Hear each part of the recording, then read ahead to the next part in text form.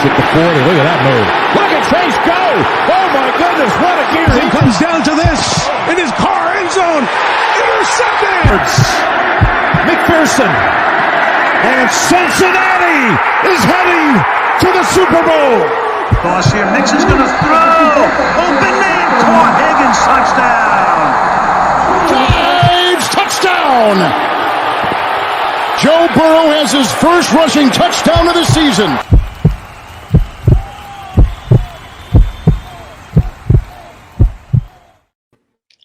Hooday, Bengal fans. He is Maan. I am Jake. This is the Bengals Pulse, the heartbeat of our Cincinnati Bengals.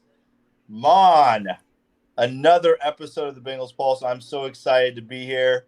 Actually, back down in Florida for spring break to see the family and stuff. So I'm excited to be back to see everybody. Weather's a little bit different down here than up in northern Kentucky, but a little hot. I don't know. It's weird when you've been around the hot for so long, then you go up and you get a little bit of change of scenery. It's maybe a little bit cold one day, and then in the 60s and 70s the next day. I came down here, man. I'm like, man, it is hot as hell down here.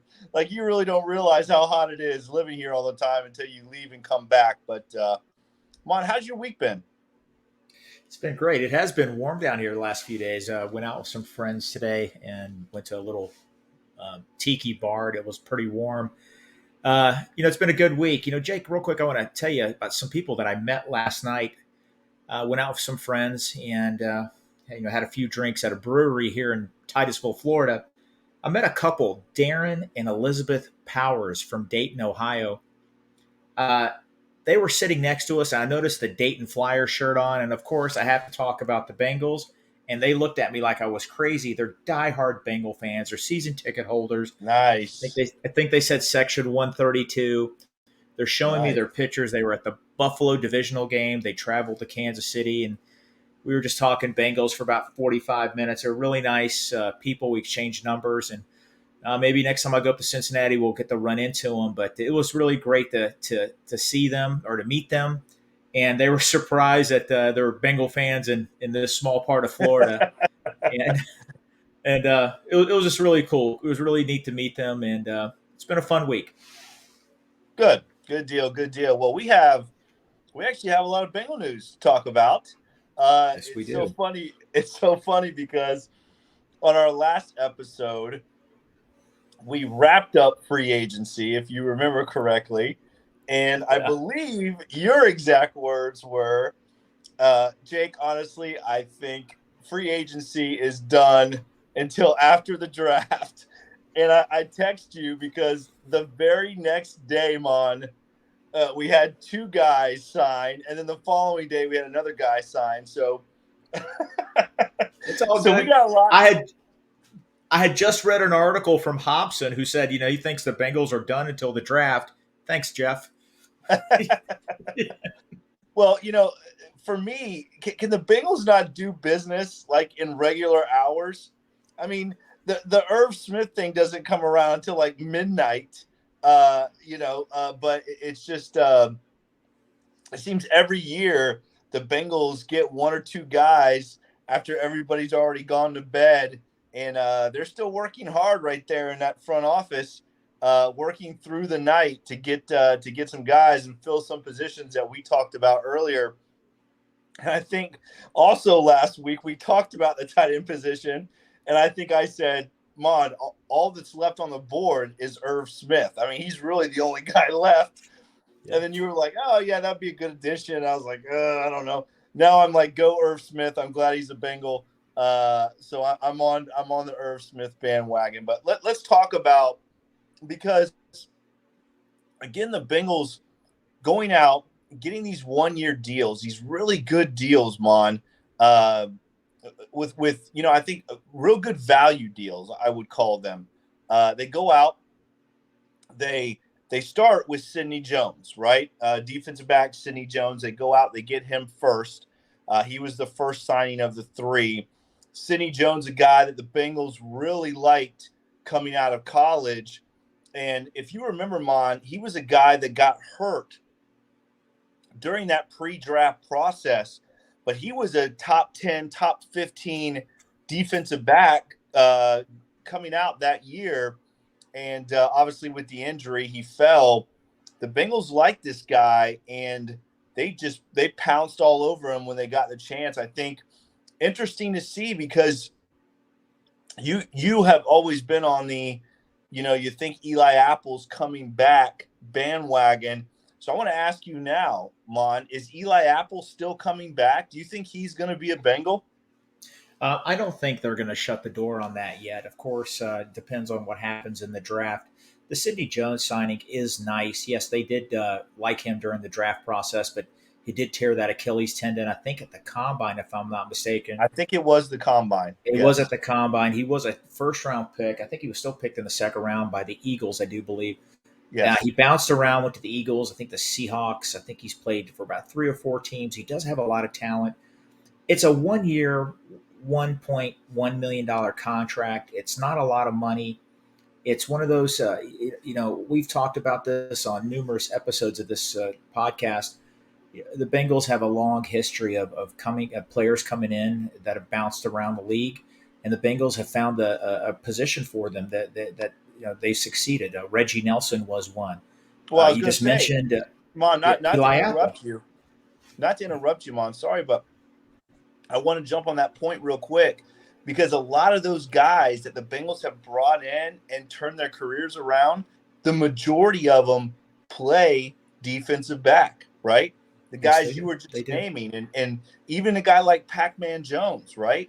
Adam Pac-Man Jones, all the way back as far as him, and Reggie Nelson, and obviously, Mike Hilton already was having a good career, but the list goes on and on. You can even go back further with guys like Delta O'Neal and those guys even further back. The Bengals have always had they've always done a really good job at that position, and with Louis back there as a DC and a defensive back guy himself, you could see this kid maybe latching on, right?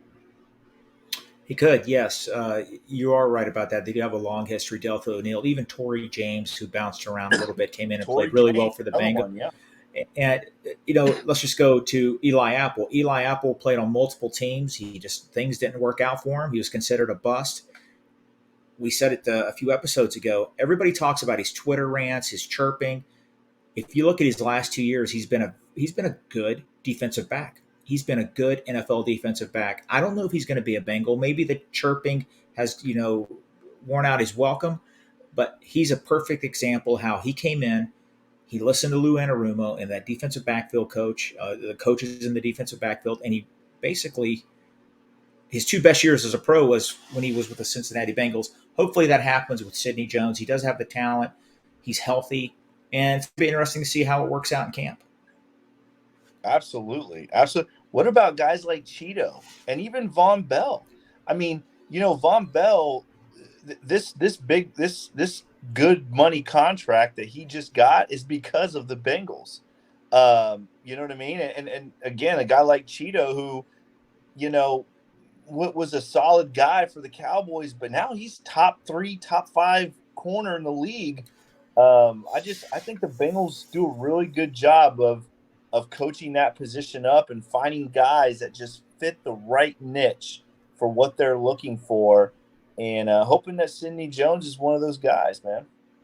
Yeah, Cheeto played really well for the Cowboys. He had 2 solid years. His last year with the Cowboys really struggled mightily, and they decided to move on, and that's where the Bengals came in and got him at a very decent cap number, and he has developed into one of the top corners in football. We need him to get healthy. He's key to that defense. Von Bell was always pretty solid with the Saints. They were just wanting to go in another direction. And but this contract he just got is because of what he has become as a Cincinnati Bengal, not what he was as a New Orleans Saint. Well, yeah, he got another Bengals signed him for 3-year, $18 million. He got a 3-year, $22 million contract. Definitely for somebody that's going to be 29 this year, that's a nice signing for him. But you are right. They've had a long history of picking up players that have been cast off by their other teams. You can say that they have been cast off, and they've come in and played really well for them. And I hope Sidney Jones is one of them. And I'll be on the record. I wouldn't mind seeing Eli Apple return, because if you could just tune out all that other nonsense, which maybe he could tone it down a little bit if he did come back. He's a good football player. He really is. Yeah. That'd be interesting to see. Let's talk about Irv Smith Jr., a guy who, again, you look at the potential, right? And for Irv Smith Jr., the potential is it's there. I mean, I think the ceiling for this guy is very high. When he gets a ball in his hands, he's very dynamic. I've heard there's been some drop issues. Again, I didn't really follow his career with the Minnesota Vikings, but I do know that I've seen a lot of highlights where this guy is a mismatch, especially with one of those off-ball linebackers or those overhang guys trying to cover him. He's a mismatch. I mean, he's a long, athletic guy, and again, you could see the potential when he gets a ball in his hands, making some serious plays happen. I like this pickup. Again, I still think the Bengals, we're going to talk about the draft here in a little bit, but I still think the Bengals go very high at the tight end position.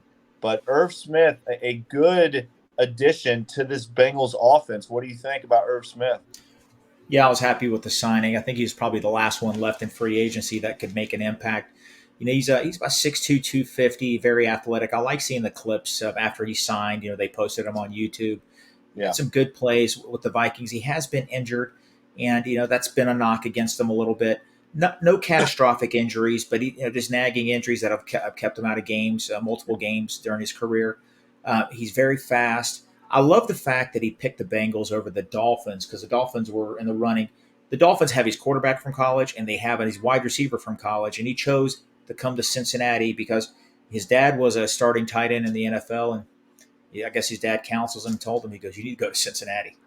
And they got him on a pretty decent deal. I think 1 year, $1.75 million, or almost just under $2 million a year. I think with incentives, that's good value.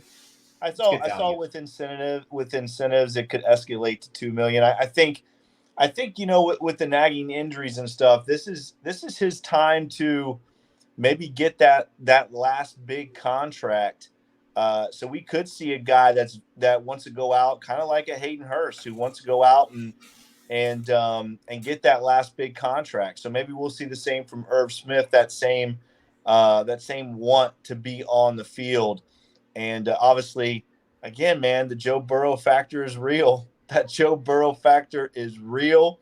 I think guys like Irv Smith, they know that the Super Bowl window right now is legitimately open, not a possibility and that sort of thing, but a legitimate Super Bowl window with a future Hall of Fame quarterback. So you can't blame Irv Smith at all. I think that Joe Burrow factor is it's serious. And then Maan, the last signing, which just happened not but a couple days ago, your edge guy, right? We talked about him. I think, didn't you mention him last week? I might have mentioned him. I feel like I do want did. to know.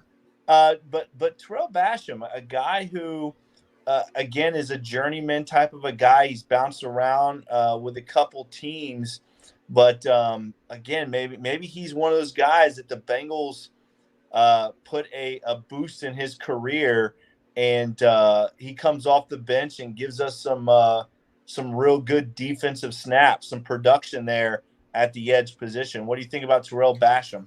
Yeah, I'm happy with that pick. I want to finish up on the tight end real quick. Much needed addition to the room, and I agree with you. They're not done at tight end. I could still see them potentially drafting 2 in this draft, but I think Smith definitely was much needed for that position. Now Basham, I did hear this today on Spaces. Really interesting. He went to Ohio U. I believe Joe Burrow's dad was the defensive coordinator at the time when he was there. or was on the coaching staff. Yes, I And believe he's on the staff. Yeah. he was. And so when he signed, Joe Burrow actually sent out a tweet congratulating him. The guy has bounced around. He's a lot like Sidney Jones. Hasn't really found his footing with one team. Was with the Titans last year. Spent some times with multiple other teams, but he has really go on YouTube and look at his production. I think he has 11 career sacks. He would be a great guy to come in. Give you maybe 10, 15 snaps a game. Give Sam Hubbard, give Trey Hendrickson a break. He's a bigger guy. Maybe he could slide in and play defensive tackle on pass downs. Yes. Maybe generate interior pass rush there. I don't know if he makes the team. It's only a 1 year, like pretty much minimum contract. Yeah. And I'm glad he's there. He's got some starts in the NFL and he has some legitimate stats. It's always good to have depth where guys actually have documented NFL snaps. And Right. he does have that. Not only depth, Mom, but competition, right? I mean, to me as a coach, competition breeds excellence. And I think a guy like Terrell Basham comes in who is motivated, to finally stick on a team and be a part of something. Man, a motivated Terrell Basham, that might be a serious addition on that defensive front. And I think too, like you said, a guy who got some size to him, man. We've been talking about on this show how badly we need some interior pass rush, right? We have obviously, DJ Reader is a man amongst boys. I mean, he is a serious dude. BJ Hill played his ass off this year. He is a serious guy in the interior of that Bengals defensive line. But, didn't get a lot of pass rush from those guys. And maybe Terrell Basham is that piece that they can squeeze inside sometimes on those passing downs and get some kind of pressure up the middle, because we know as Bengal fans how important it is to have pressure up the middle, because it's cost us 2 Super Bowls these last 2 years, giving up that sort of pressure. Yeah, it would be good. Like I said, he's not guaranteed to make the team, but it's good to have him on there. And I mentioned this. I've been on Spaces a lot. I don't know if I mentioned it on the show or on Spaces. We have the second highest paid defensive line in football. Yes. We're going to have to start preparing for some of these players leaving eventually, and I want to replace them with quality talent. So I can see maybe 1-2 defensive linemen in this draft, people like Basham potentially contributing and making the team. So it's going to be interesting. These next players like him, it's a welcome. And what happens in the next, on the 20th? Is the draft the 28th? When is the draft? It's in 4 weeks. 27th, 28th, 29th, I think. Right. And, I'll give you a hot take now. I could see the Bengals drafting 2 defensive linemen at the first 5 picks. I wouldn't be surprised if that happened. Huh. I don't know if I agree with that, but you never know. I mean, I think the one thing by the way, I want to piggyback real quick off your defensive line comment, because I saw somewhere where our offensive line now is a top 5 paid offensive line in the NFL. Again, the Joe Burrow effect. When is the last time, Maan? And I don't know the answer. This is not one of my trivia questions for you, but when's the last time the Bengals have one of the top 5 paid offensive lines in the NFL? It's been a long time. Yeah, it's welcome. I mean, we definitely needed to reinforce that position, and we're definitely going to talk about that a lot here in a few seconds. Yeah, I just wanted to throw that out there, but to me, just crazy. What I was going to say is, though, is they went out, and in the last week they picked up 3 guys to fill 3 position needs. And again, I'm not saying starters, although Irv Smith right now is the starter by default at tight end. But I'm saying more so, we talked about these 3 positions last week as being needs for the Bengals. And the Bengals go out and they get 3 guys with NFL experience that have been productive and hopefully can contribute right away. What does that do, Mon? Well, that now opens up that best player available that you want so badly, and I do too. I'm not disagreeing with you. Last week we discussed this quite a bit, but now maybe that best player available is open to some debate now because of these last three signings. Although I still think if one of those three tight ends is there at 28, I think you run the card up.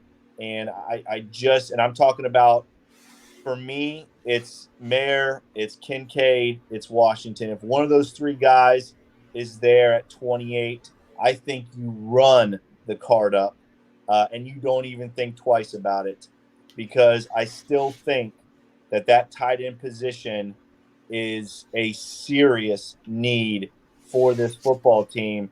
And again, I know we're three wide, we're four wide quite a bit, but having a tight end that can help with that inline blocking and have a guy that is such an incredible mismatch. You see Travis Kelce and what he does to football teams. That position is a serious need for this Bengals team still. And like I said, I think if one of those three top guys is there, you run up at 28.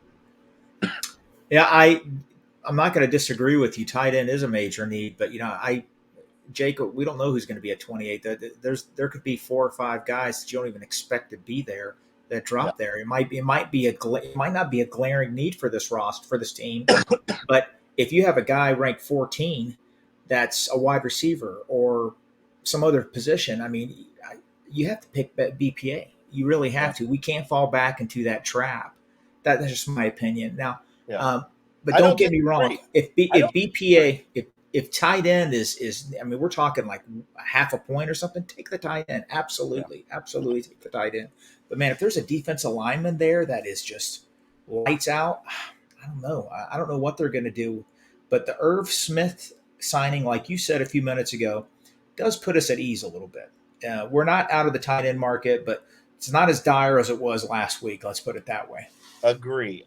And again, I want to be very clear. I don't want to get back into that 2015 debacle of losing Whitworth and trying to fix that position and going out and reaching with 2 offensive linemen those first 2 rounds and just absolutely dismantling this ball club for 2 or 3 years. Now, again, like you said last week, if that doesn't happen, we aren't sitting here talking about this football team being a Super Bowl contender the last 3 years. So it's weird how that works. It's weird how that works. It's very weird how that works. But before we get into our offensive analysis, let's talk some more about Jonah Williams.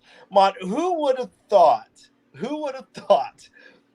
or who could have even predicted that Jonah Williams, Mon, who has been an average offensive lineman at best, average, and I'm being nice. I feel like I'm being nice, saying he's average at best.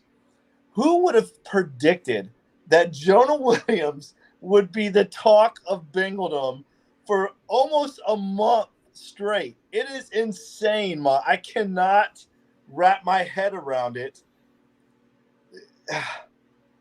I don't even want to talk about it anymore, but we have to talk about it because we should just go ahead and talk about the offensive line since we're going to talk about the offense. Let's do that. You know what? Okay. Let's do that. I like that idea. Let's do that.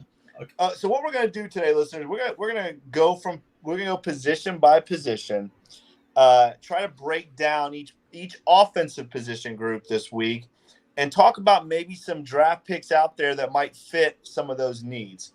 So let's go right into the offensive line, Mom, because good Lord, this Jonah Williams thing is just out of control. It is crazy. And I'm not like you. I don't do all the Twitter wars, and I'm not on Spaces, 17 times a day, but I hear about it and I see it all over Twitter, and obviously you fill me in on what's going on Spaces and stuff. This Jonah Williams thing is just it's just unbelievable. I mean, sometimes I just sit and think to myself, I cannot believe out of everything going on right now in Bingledom that we're talking about Jonah Williams as much as we are. But let's talk about this offensive line and Mr. Jonah Williams. Obviously, one of the biggest signings in free agency this year, not just for the Bengals, but for the entire NFL, are the Bengals going out and getting Mr. Orlando Brown, one of the top 5 tackles in the NFL, a guy who wants to play left tackle and a guy that the Bengals have pretty much already named as the left tackle.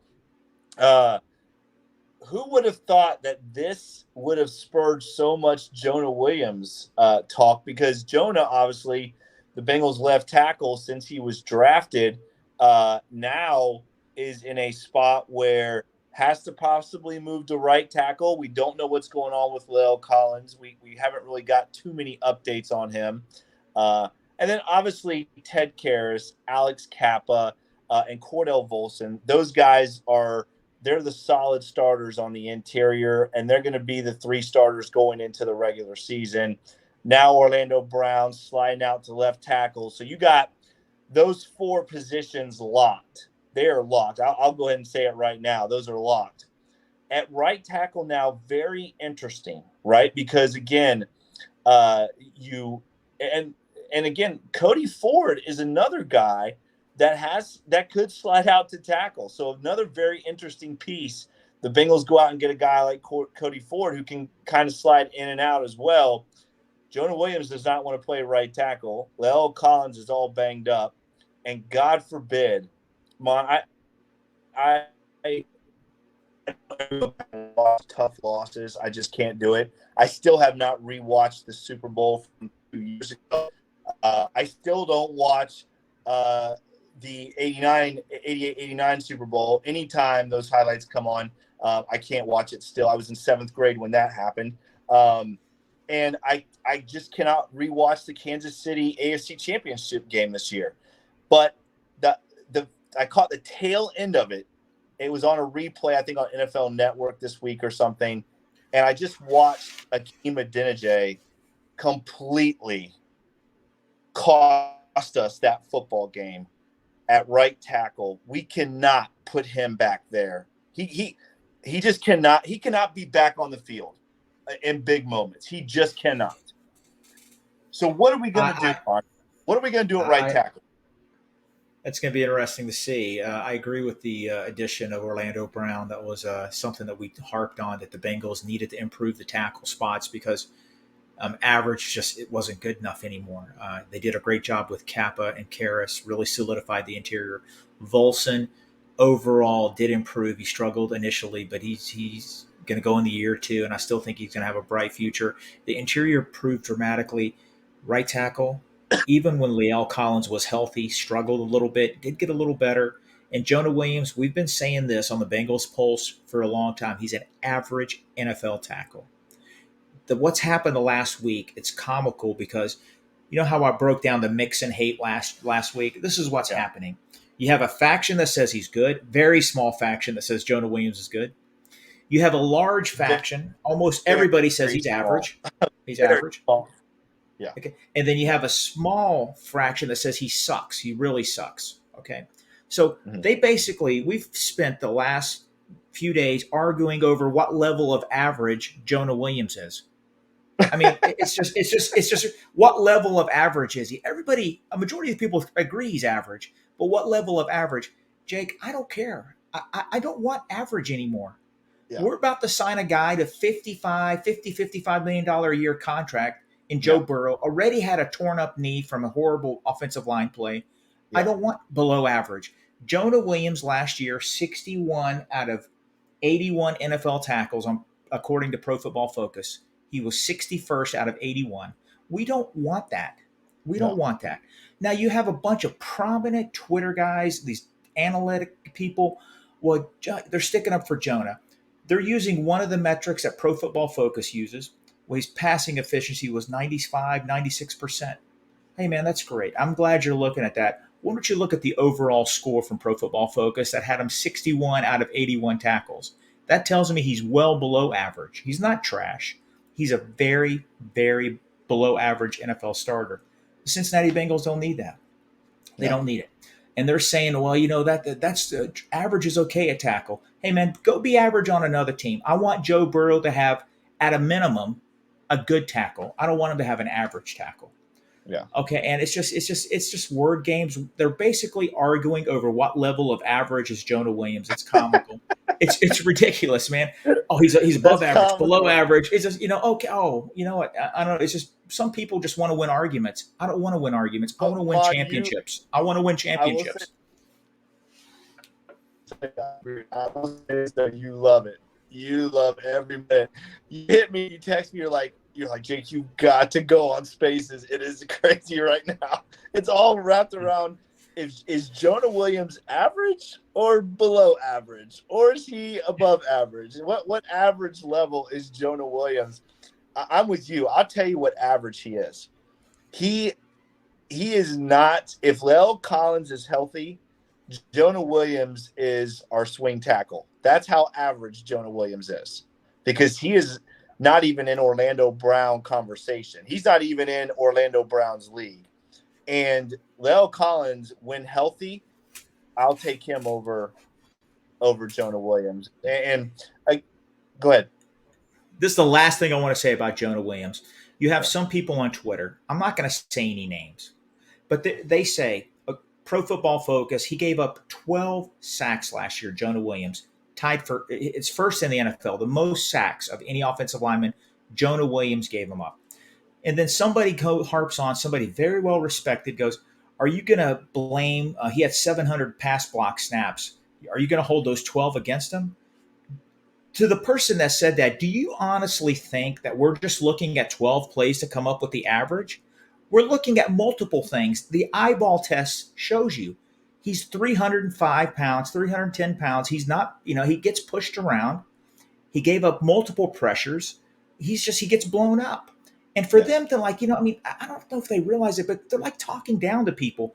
Do you really think that we're just holding 12, 13 plays against Jonah Williams? There's a lot more than that. A lot more. Okay, I'm not saying he's trash. He's an average tackle. The Cincinnati Bengals are a better team with Orlando Brown replacing him. And the reason the Bengals gave him so much money, Orlando Brown that is because Jonah Williams gave them a 4-year sample size of average play. Yes. And the Bengals realized they can't have average play. That's 100% accurate. I mean, nobody can argue that, Maan. Nobody can argue that. The Bengals went out, they got Orlando Brown, and they said from day one, he's the left tackle. I mean, there's a reason why they did that. It's not because Orlando Brown is 10 times better than Jonah Williams, but it's not because of, Orlando Brown saying, I want to go play left tackle. If Jonah Williams was above average at left tackle, I'm sure the Bengals would have said, hey, Orlando, we got a left tackle. He's solid. Go play right tackle for us. And now we're good to go. No. He is the starting left tackle. And I want to go back real quick, and then I want to hear who you think we need to go out and draft. But real quick, I want to say this last thing, and I said this last week. If you cannot get anything for Jonah Williams, and I'm talking about, maybe a second-day pick, which I think is out of the question. I said that last week. I think there's a couple guys out there thinking they may get a second-round pick. There's no way we're getting a second-round pick for Jonah Williams. If we get offered a second-round pick for Jonah Williams, the Bengals need to run to the phone and say yes and snatch that second-round pick. If they get a third-round pick, I agree with that. Even maybe a high fourth.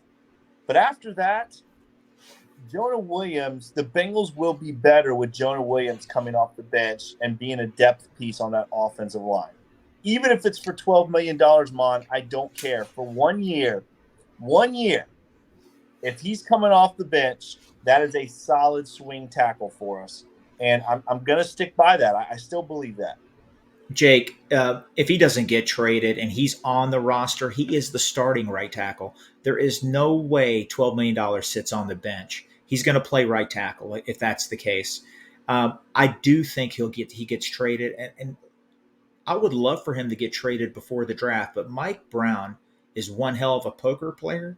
He will hold on to him until some team is desperate for a tackle, and he's going to optimize and get value out of Jonah Williams if he trades him. But if he's on the roster, he's starting because there's no way they're going to pay him almost $13 million to sit on the bench. But I don't think he is going to be on the roster. I think they'll find a way to move him and save almost $13 million of the salary cap. Well, let's talk about this real quick, Maan. Let's talk about this. Who then is who out there in this draft fits the Bengals, what they do offensively? Because the Bengals are drafting a tackle. I can tell you that right now. That is definitely 100% going to happen. They are drafting a tackle sometime in this draft. Who do you like out there that could be a possible fit? Again, be realistic because obviously, we're not talking about guys that we hope falls from, top 5, top 10 guy that falls to 28. We know that's not going to happen. So who out there, Mon, at tackle do you like? Yeah, it's not a very deep offensive tackle draft. I'm going by Pro Football Focus here. They're the highest rated tackle on their board is Peter Skoronski from Northwestern. I don't expect him to be there. Some people see him being go 5 to 10 somewhere.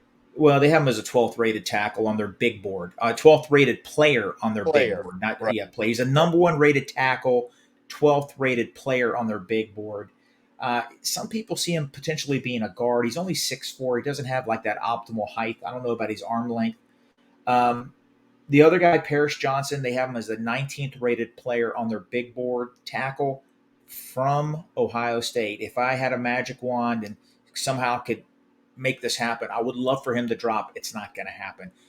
If he was at 28, the Bengals would sprint up and draft him in a second. He is a very special athlete. Here's some people some players that could potentially drop. Anton Harrison from Oklahoma.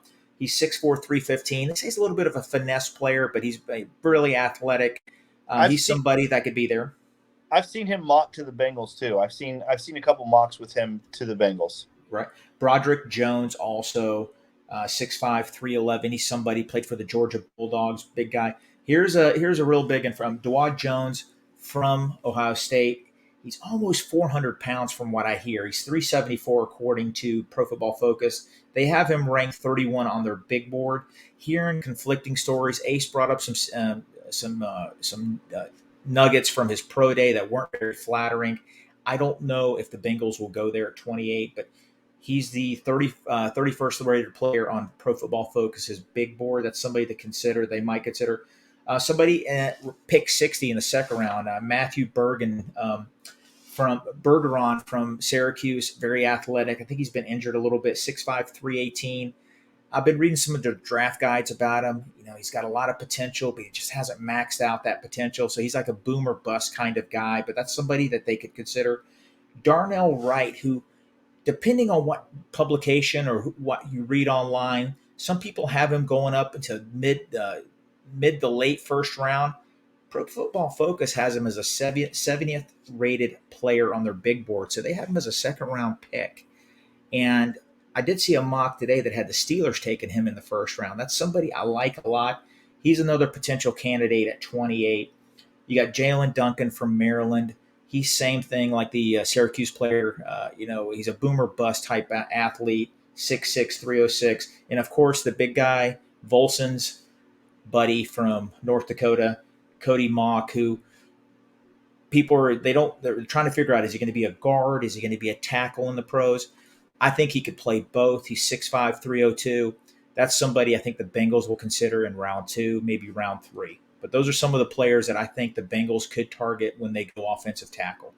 I like it. I think there's no doubt the Bengals are going to tackle. They're going to draft a tackle. I can't see them not taking a tackle within the first 2 days. I think offensive tackle. I still think the draft is going to go somehow. I'm not saying this is the order, but I'm still going to go tight end, tackle, defensive back. I think those are the first 3 picks for the Bengals. I just don't know what order yet. Go ahead, Mom. What are you going to say? I forgot to add one other player from BYU, Blake Freeland. I didn't mention him last week. Yes, He's rising up the charts. They have him as a 105th player on their big board, but I don't know if they've updated this recently. But he has really improved. His pro day was amazing. Needs to put on a little bit of weight, but you see pictures of him. He looks the part. Yeah. And he could be a potential pick in the second round, maybe third round. Okay. All right. Well, let's go. Let's jump from offensive line and leave the Jonah Williams saga for the rest of this episode and move on to another position that is a sneaky need, Mon, and that's running back. Right. We talked about this last week. Samaje Perine gone. Travion Williams back, but again, more of a special teams guy. Joe Mixon, another saga going on in Bengaldom. Do we pay him $12.5 million next year? I just don't see that happening. I see, hopefully, Jonah. See, now I'm still stuck on the Jonah thing too. Just too much drama right now. I see the Bengals trying to get Joe Mixon to take some kind of a pay cut, and I could see Joe Mixon doing that. I really could. I think Joe understands how important it is right now, this window that's going on. I could see Joe Mixon doing that, but let's say right now, Ma, we're going to look into a crystal ball and say Joe Mixon is on this football team somehow, no matter how it happens. All right. So we got Joe Mixon, we got Travion Williams. The Ezekiel Elliott thing has kind of died down now. There's no more Ezekiel Elliott talk. And I say that, and then watch tomorrow. Ezekiel Elliott's going to be a Bengal. But so let's figure out, Mon, who are we going to go get that's going to fit that role of Samaje Perine? Who in the draft do you like at running back that could come in and give the Bengals some snaps? Now, again, let's not forget about Chris Evans. I don't want to disregard Chris Evans, but something is going on there. We talked about this all year last year. Something's going on that Chris Evans is just not getting the snaps. So let's say right now, those are the top 2 guys in Travion and Joe. Who do you like in the draft at running back that the Bengals could go out and get maybe in one of those mid-round picks? Anybody you like out there? Yeah, there's a lot of unknowns at the position right now. You hit it right on the head with Joe. Joe's not going to be there at $12 million a year. I hope he's a Bengal. I think he has a lot of gas left in the tank, and hopefully they work something out there. But this is the draft to pick up a running back because it's loaded. And, of course, the big guy is Bijan Robinson. I did read a draft profile today that some general managers think he's the most talented player in the whole draft. And Pro Football Focus has him as 27 on their big board. If he is there at 28, that's going to be very interesting. This guy is an absolute beast. 37-inch vertical, 10.4 broad jump, 4.4, 640. Man, he's a total package. I mean, this guy is lights out. Every time he touches the ball, he's going to take off. Another guy on spaces, I think our guys Zim and Ace really like Jamar Gibbs from Alabama. Yeah, he's not a running back that we normally have. He's a slasher. He's 5'9", 199.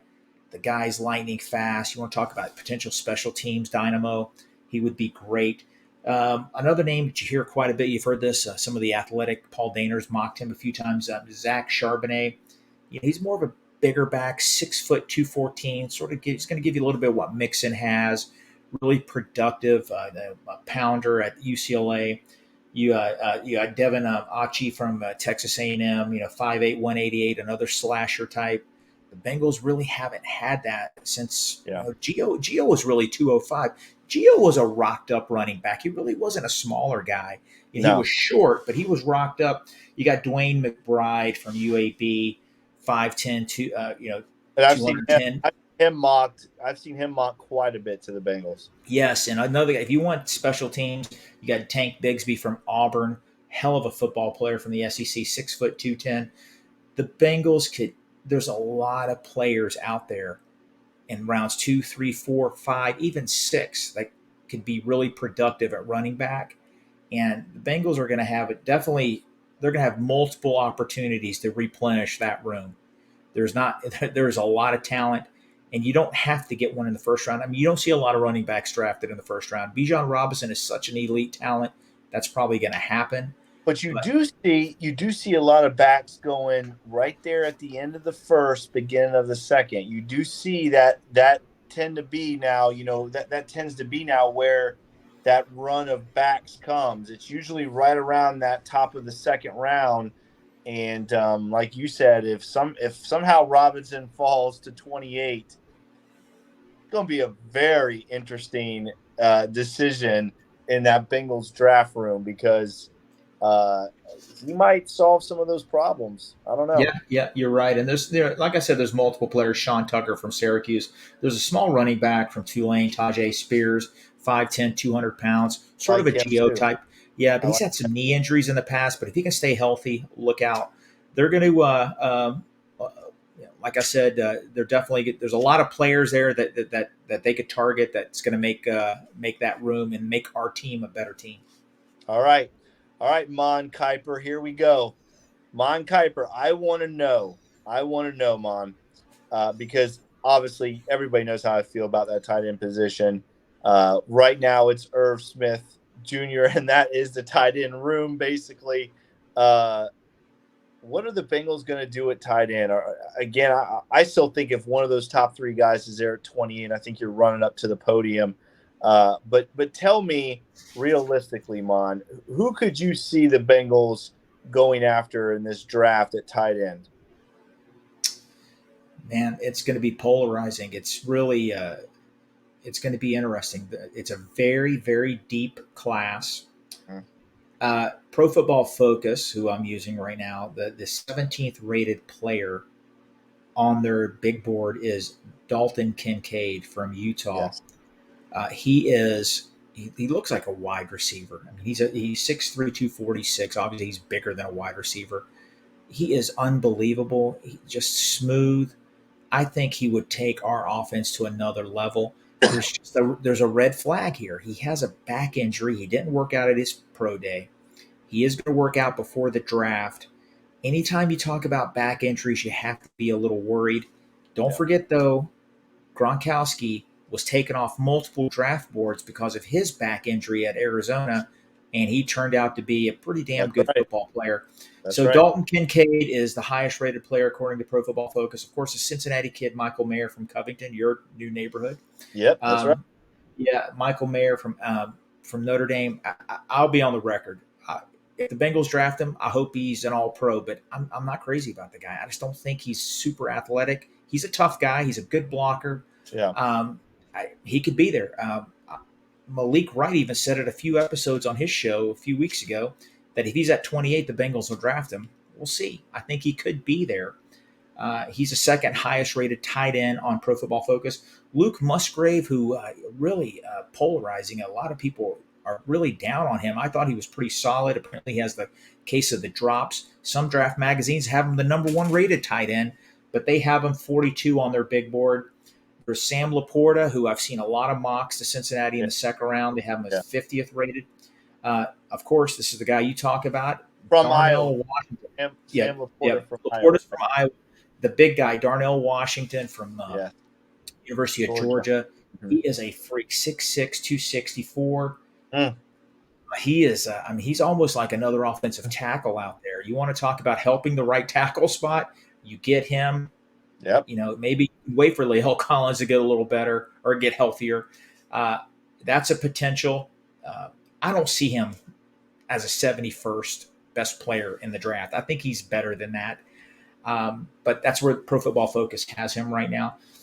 Tucker Kraft, whoever a lot of people are talking about on Twitter, the draft publications have him all over the place, but some have him second, some have him third, but he's out of South Dakota and 6'5", 254.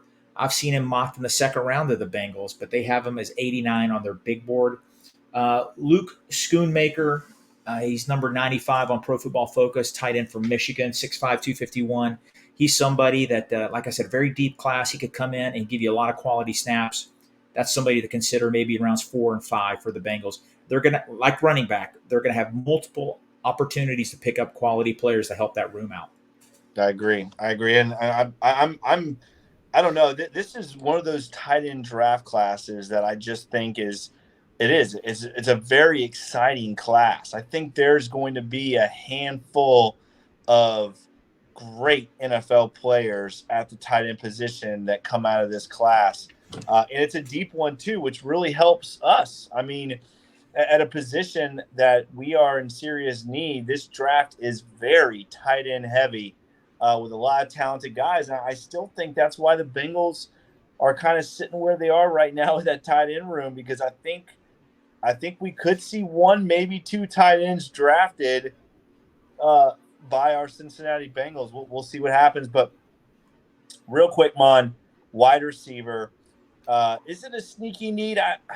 You think it is, and I don't disagree, but I don't think it. I think it's one of those things where if a guy at that position is, if he falls, maybe I don't see the Bengals even thinking about that position at 28. T. Higgins is about to be re-signed. Jamar Chase is going to be a Bengal for life. TB, you heard the words come out of Mike Brown's mouth. They want TB, they want T. Higgins, they want all those guys to be Bengals, and I think they will be. So you have the three amigos. The three amigos are going to be there. You got Trent Taylor back. You got Trent Irwin back. I think this is a Bengals wide receiver room that's already pretty solid, but you never know. It is the NFL draft and anything can happen. So let's just make sure we have our bases covered. Maan, are there any receivers out there you could see and be realistic falling to the Bengals and the Bengals running up to the podium and taking them? Yeah, there's quite a bit, actually. There's a lot of wide receivers rated in the top 30 that could drop. I believe wide receiver is a very big need, Jake, and I've said this 100 times. The AFC Championship game, that Boyd injury was horrible. I think it cost us the game. You saw in the fourth quarter how Higgins and Chase were double teamed, and Irwin's a great find. Irwin is great. He's going to be on this team, I think, wide receiver 5 or 6, but he just couldn't get open, and our tight end couldn't get open. Listen, we need another threat. We know the Bengals are pass heavy. They got Joe Burrow. There's not a lot of balance in the offense. There really isn't. So if your wide receiver is going to get so many targets, they're susceptible to injury. That's why we need more depth there. Tyler Boyd, I would love for him to play another 5 years with the Bengals, but let's face it, we have so many big contracts coming up. It's just, we got to be real. We're going to lose some players we love, and I think he's one of them. And we have got to get a wide receiver. I see them potentially picking one in the first 3 rounds.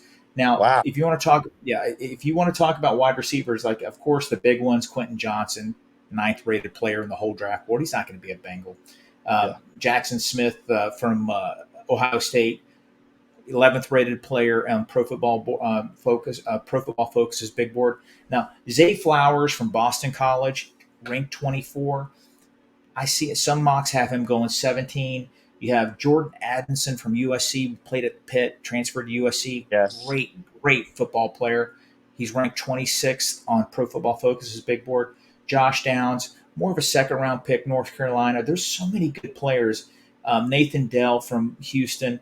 You got Michael Wilson from Stanford. A.T. Perry from Wake Forest. Those are guys more in the second and third round that I can see the Bengals targeting. But if one of those elite guys comes down to 28, I'm not telling you they're going to draft him, but there's going to be some massive discussions at Paycor Stadium about potentially doing that. And Jake, you know this. You're a great Bengal fan, and you know this.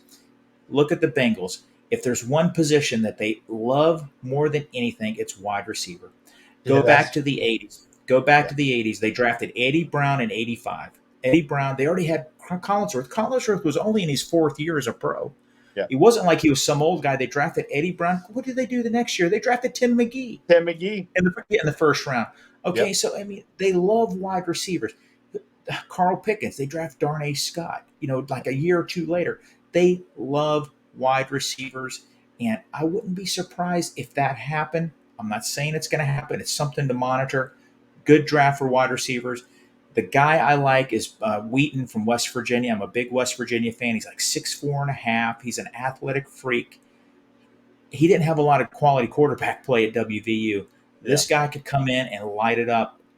Look for him in maybe the 3rd, 4th, or 5th round. Bryce Ford Wheaton, WVU.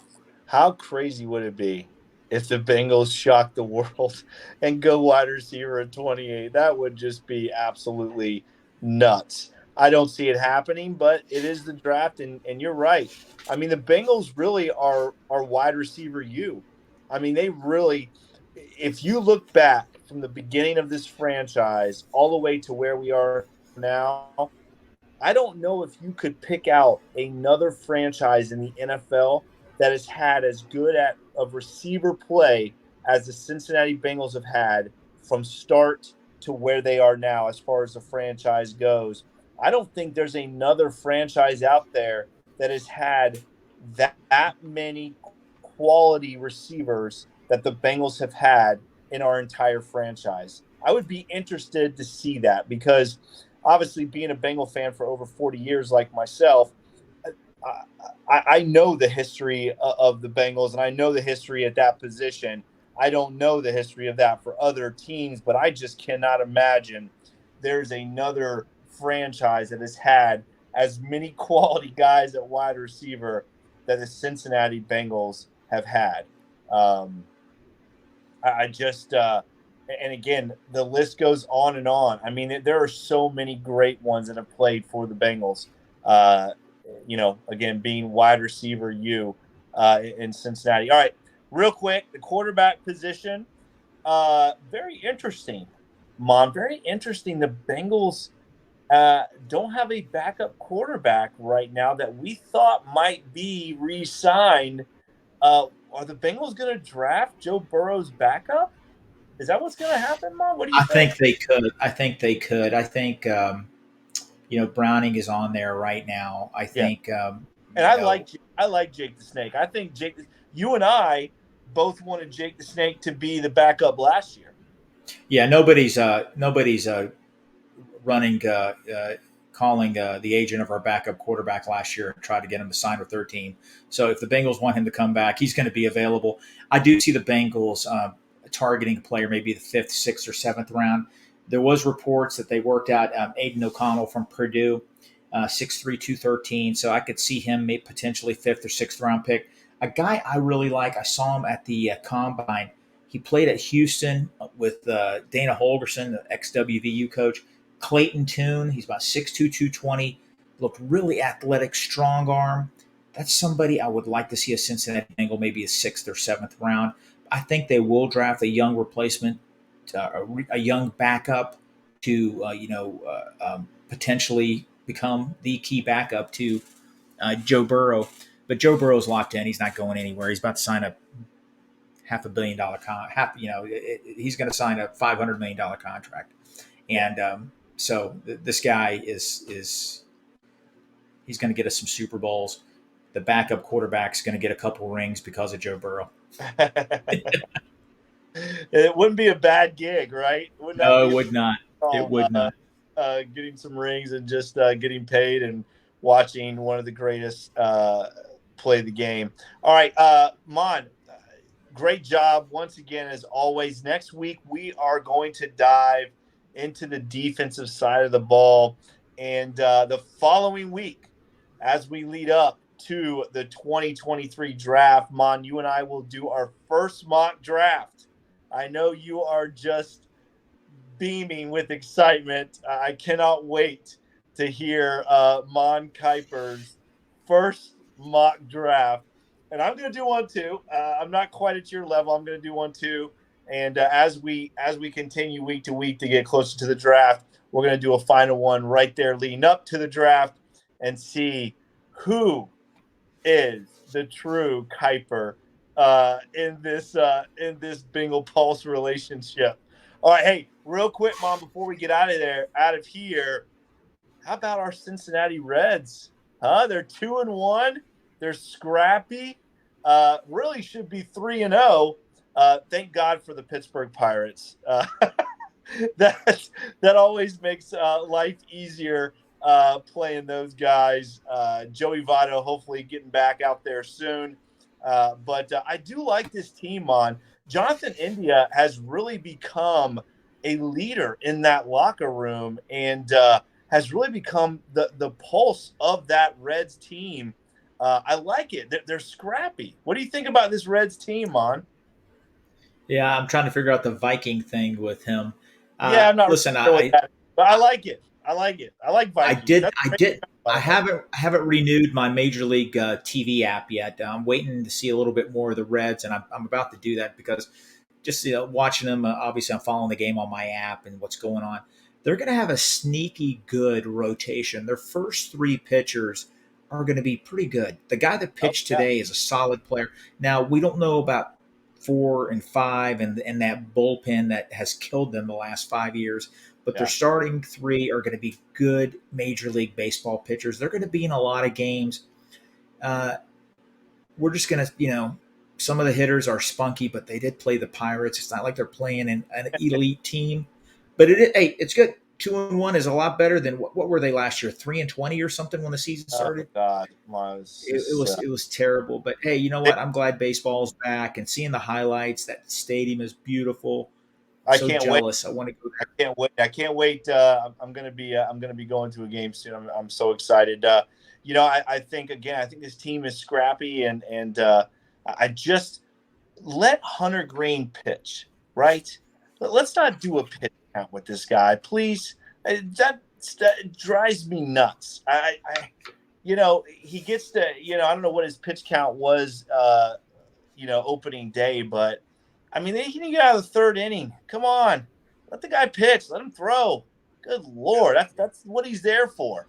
But I like this team. It's going to be interesting to see where it goes. Hopefully, Votto gets back out there quickly, and they give us a show. They give us an exciting year. I'm going to be very opportunistic about this team, and hopefully they come through for us. But that is another edition of the Bengals Pulse. As always, if you liked this podcast, make sure you like, share, and subscribe to this podcast. Make sure you check us out on all the podcast platforms, Apple, Stitcher, and Spotify. As always, follow us on Twitter at Bengals_Pulse9, and the same on Instagram without the @ Bengals_Pulse9. As always, Mon and I would very much appreciate that 5-star review. So please go on there and give us that 5-star review. And as always, make sure you check out all the awesome podcasts right here on the Wincinnati Podcast Network. He is Mon. See you guys. I am Jake. This is the Bengals Pulse. Hoo day, Bengal fans. We will see you next week. See you later, guys.